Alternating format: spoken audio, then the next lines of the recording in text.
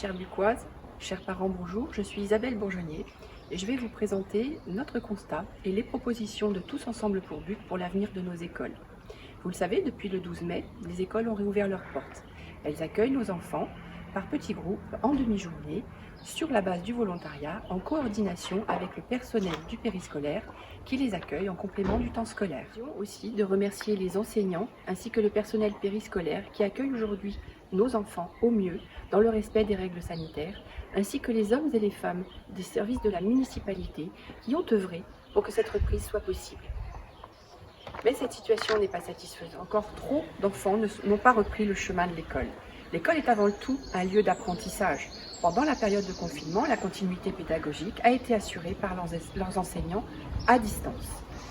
L'école est aussi un lieu de sociabilisation. Les enfants y apprennent à travailler, à jouer, à se respecter, à vivre ensemble. C'est sans doute ce qui leur manque le plus. C'est pourquoi notre souhait le plus cher pour la rentrée de septembre 2020, c'est que l'ensemble des élèves bucquois puissent retourner à l'école en toute sécurité. Nous veillerons également à assurer sur le temps scolaire et périscolaire l'accueil des enfants en situation de handicap. Bonjour à tous, je suis Elisabeth Verly, ancienne directrice de l'école maternelle Louis Clément. Donc le rythme scolaire restera le même sur 4 jours et demi à la rentrée de septembre 2020 avec, sur le temps méridien, les TAP qui sont les temps d'accueil périscolaire.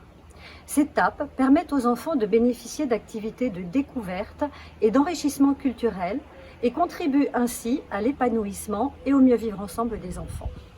C'est pourquoi le budget alloué à ces activités par la municipalité doit permettre de proposer des activités de qualité. Toutefois, nous n'excluons pas une concertation pour un retour à 4 jours. Nous entendons bien les difficultés rencontrées par les familles dans l'organisation quotidienne et nous sommes attentifs à la fatigue des enfants. En cas de besoin, une concertation sera faite avec les parents, les enseignants, le personnel du périscolaire, les associations sportives, de loisirs et de culture afin d'étudier l'opportunité d'un changement de rythme scolaire.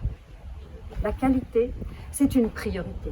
C'est pourquoi nous nous appuierons sur le projet éducatif local déjà en place depuis 2014. Ce projet vise à définir les axes de la politique éducative locale. Étant moi-même directrice de la maternelle Louis Clément lors de son élaboration, je sais que le souci de tous les acteurs éducatifs collaborants, les parents, les enseignants, le périscolaire et le bien-être de l'enfant, c'est l'enfant, toujours l'enfant, ses besoins, ses rythmes qui sont au cœur du projet. Les enfants passent beaucoup de temps en collectivité et nous devons faire au mieux pour qu'ils s'y sentent bien.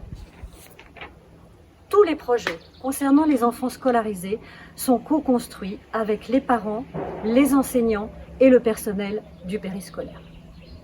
Concernant la carte scolaire, nous défendrons le maintien des 2 groupes scolaires sur le plateau tels qu'ils sont actuellement, ainsi que la section anglophone qui participe à la richesse de notre patrimoine. Par ailleurs, un autre de nos constats porte sur les bâtiments scolaires.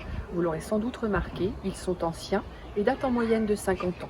Ils ont besoin d'être rénovés afin d'être moins énergivores, plus agréables et plus fonctionnels. Il faut par exemple repenser le système de chauffage afin de l'optimiser et de réduire ses coûts. On peut également repenser l'ensemble des cours dont le sol a besoin aussi d'une certaine rénovation en utilisant des matériaux innovants. Nous proposons également de revoir le cahier des charges des entreprises de nettoyage afin de l'adapter aux besoins pour améliorer le ménage dans les locaux. Enfin, soyons réalistes, la conjoncture économique actuelle, la baisse des subventions ne nous permettront pas de réaliser ce projet ambitieux dans un temps court. Il nous faudra prévoir un plan pluriannuel de travaux et de rénovation de l'ensemble des locaux. Vous le savez, il est de notre responsabilité d'assurer le bien-être des enfants à l'école, gage de leur épanouissement et de leur bon apprentissage. Alors si vous partagez l'ensemble de ces points de vue qui viennent de vous être exposés, votez Stéphane Grasset le 28 juin prochain. Merci.